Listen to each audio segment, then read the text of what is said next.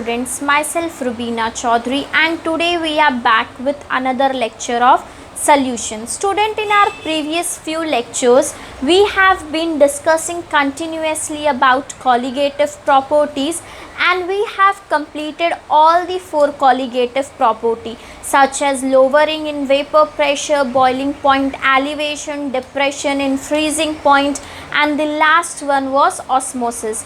After discussing osmosis, now student we are going to talk about colligative properties in electrolytes. So far, whether it is all the colligative properties, lowering in vapor pressure, depression in freezing point, elevation in boiling point, and osmosis, all those were for non-electrolyte. We have talked about non-electrolyte students.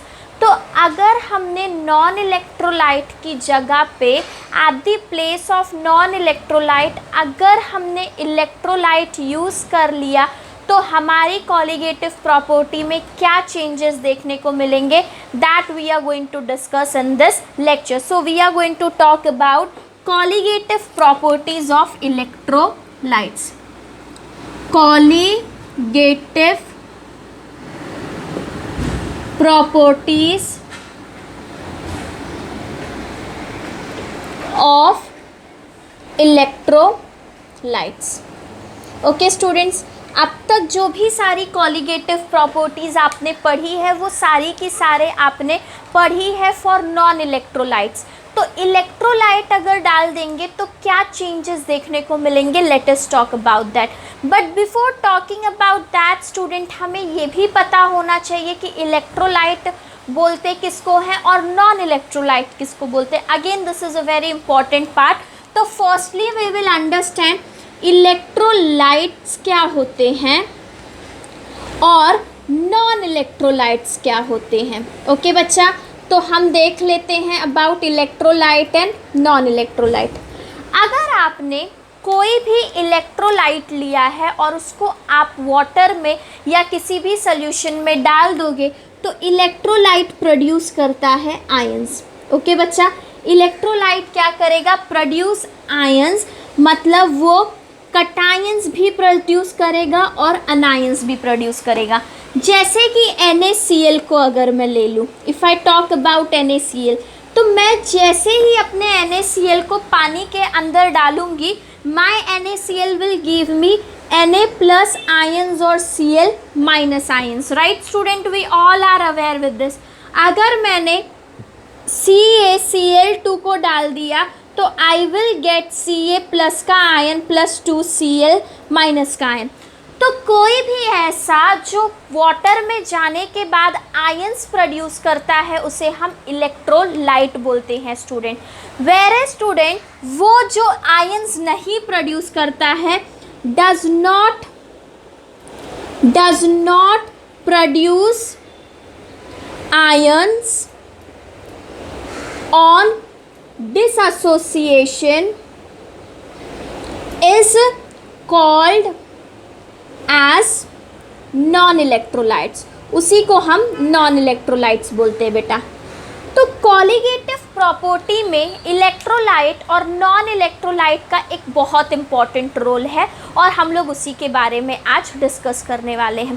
बेटा, colligative property क्या थी, वो जो number पे depend करता है ना कि क्वालिटी और क्वांटिटी पे, उसको हम क्या बोलते हैं, colligative property. It depends on the number of solute particles, वो उसके नंबर्स पे डिपेंड करता है रादर देन उसकी क्वालिटी. उसी को हमने क्या बोला है, उसी को हमने कॉलिगेटिव प्रॉपर्टी बोला है. राइट स्टूडेंट्स, तो अभी हम क्या देखने वाले हैं बेटा, यहाँ पे कॉलिगेटिव प्रॉपर्टी में अगर तुम इलेक्ट्रोलाइट डालते हो, जैसे कि देखो मैंने एक बीकर लिया और मैंने अपने इस बीकर में, अगर मैंने अपने इस बीकर में 5 नॉन इलेक्ट्रोलाइट डाले हैं ना बेटा, तो वो पानी में जाके भी कितने रहेंगे, 5 ही रहेंगे.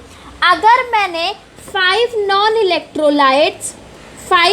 इलेक्ट्रोलाइट्स वाटर के अंदर डाले हैं तो वाटर के अंदर जाने के बाद भी वो 5 ही रहेंगे, इनका नंबर चेंज नहीं होगा.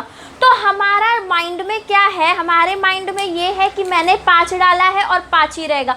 मेरे माइंड में मैंने जो भी चेंजेस के बारे में एक्सपेक्ट किया है कि ये सारे चेंजेस होने वाले हैं वो विथ रिस्पेक्ट टू 5 है, राइट स्टूडेंट्स। तो यहाँ पे भी हम लोग 5 के ही रिस्पेक्ट में बात करेंगे। बट जब तुम एक इलेक्ट्रोलाइट डाल देते हो, जब बेटा तुम एक इलेक्ट्रोलाइट डालोगे, मतलब तुमने एक बीकर लिया और उस बीकर के अंदर तुमने 5 इलेक्ट्रोलाइट डाल दिया, यू हैव इंसर्टेड 5 इलेक्ट्रोलाइट। तो बेटा पानी में जाके ये जो तुम्हारा 5 इलेक्ट्रोलाइट था ना, अब वो 5 के बदले 10 हो सकता है, क्योंकि मैंने 5 NaCl डाला तो मुझे 5 Na प्लस मिल जाएगा और 5 Cl माइनस मिल जाएगा। अब मेरे माइंड में ये था कि मैंने 5 इलेक्ट्रोलाइट डाला है, तो मैंने जो सारे चेंजेस की एक्सपेक्टेशन करी थी वो विथ रिस्पेक्ट टू 5 की थी। बट यहाँ पे क्योंकि इलेक्ट्रोलाइट डिसएसोशिएट हो गए और डिसएसोशिएट होके उसने 10 आयंस बना दिए हैं, तो जो तुम्हारी कॉलीगेटिव प्रॉपर्टी एक्सपेक्टेड था कि 5 से होगा, लेकिन एक्चुअल में एक्सपेरिमेंट करने के बाद वो 10 के साथ हो रहा है। तो इस तरह से हमारा एक्सपेक्टेशन कुछ और था और हमें जो चेंजेस ऑब्जर्व करे हैं वो कुछ और हैं। तो जब भी तुम इलेक्ट्रोलाइट के टर्म्स में कॉलीगेटिव प्रॉपर्टी पढ़ते हो तो हमारी एक्सपेक्टेड वैल्यूज़ थोड़ी अलग होती हैं और हमें जो आंसर्स मिलता है वो थोड़ा अलग होता है। तो पहला पॉइंट अगर हम कॉलीगेटिव प्रॉपर्टी के बारे में बात करें, the solution of a electrolyte, first point says the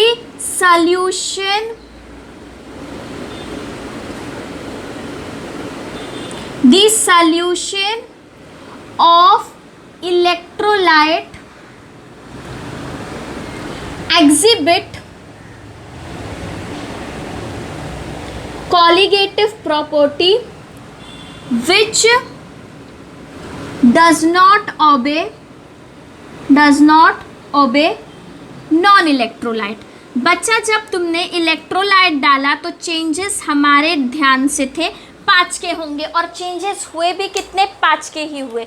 लेकिन जब तुम इलेक्ट्रोलाइट 5 डाल रहे हो, समटाइम चेंजेस 10 आ रहे हैं, समटाइम चेंजेस 15 आ रहे हैं। जैसे कि अगर मैंने 5CaCl2 डाला ना तो colligative property will change with respect to 15। But मैंने क्या एक्सपेक्ट किया था, मैंने एक्सपेक्ट किया था whatever changes will come in my boiling point, in my melting point, it will be with respect to 5। तो अगर तुम इलेक्ट्रोलाइट डालते हो तो कॉलीगेटिव प्रॉपर्टी कंप्लीटली डिफरेंट होगा as compare to the non electrolyte. Electrolyte की colligative property हमेशा ज़्यादा होती है as compare to non electrolyte. ये तुम्हारा सेकेंड पॉइंट है। Colligative property of electrolyte is always higher than colligative property of non electrolyte. Colligative property electrolyte की हमेशा ही ज़्यादा होती है as compare to the colligative property of non electrolyte. Okay students, तो ये हमने देख लिया। बेटा हम क्या देख रहे हैं, जब तुम नॉन इलेक्ट्रोलाइट डालते हो ना तो एक्सपेक्टेड कॉलीगेटिव प्रॉपर्टी में चेंजेस होते हैं, लेकिन जब तुम इलेक्ट्रोलाइट डालते हो तो तुम्हारी कॉलीगेटिव प्रॉपर्टी में कुछ अलग से चेंजेस आते हैं। मतलब हमारा ऑब्जर्व्ड कॉलीगेटिव प्रॉपर्टी अलग होता है और हमारा एक्सपेक्टेड कॉलीगेटिव प्रॉपर्टी अलग होता है। इसलिए जब भी हम कॉलीगेटिव प्रॉपर्टी की स्टडी करते हैं तो हम हमेशा अपनी कॉलीगेटिव की property in terms of non electrolyte study करते हैं रादर देन इलेक्ट्रोलाइट, क्योंकि इलेक्ट्रोलाइट में हमेशा with the change in ions तुम्हारा जो कॉलीगेटिव प्रॉपर्टी है वो चेंज हो जाएगा, तो उसके रिगार्डिंग कुछ भी बोलना थोड़ा सा डिफ़िकल्ट हो जाता है। सो दैट्स वाई स्टूडेंट्स जब हम कॉलीगेटिव प्रॉपर्टी पढ़ते हैं तो हम वो colligative property with respect to non electrolytes पढ़ते हैं। देखो बेटा तुमने डाला 5 और चेंज हुआ 15 का, ठीक है, तो जो भी तुमने नॉन इलेक्ट्रोलाइट्स के जो भी तुमने कॉलीगेटिव प्रॉपर्टी एक्सपेक्ट करी थी उससे क्या हो रहा है, ग्रेटर हो रहा है।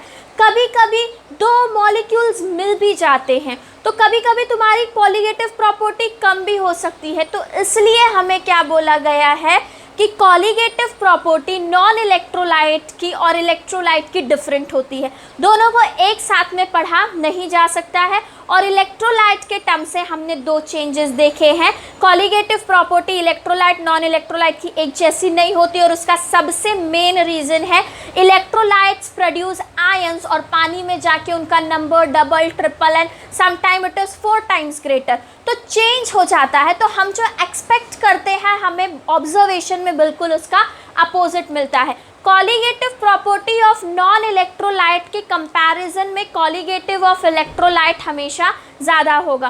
तो स्टूडेंट्स यहाँ पे हमने देख लिया है कि कॉलीगेटिव प्रॉपर्टी ऑफ इलेक्ट्रोलाइट्स में क्या चेंजेस देखने को मिलते हैं। And that's all for today. Thank you students and keep watching my lecture.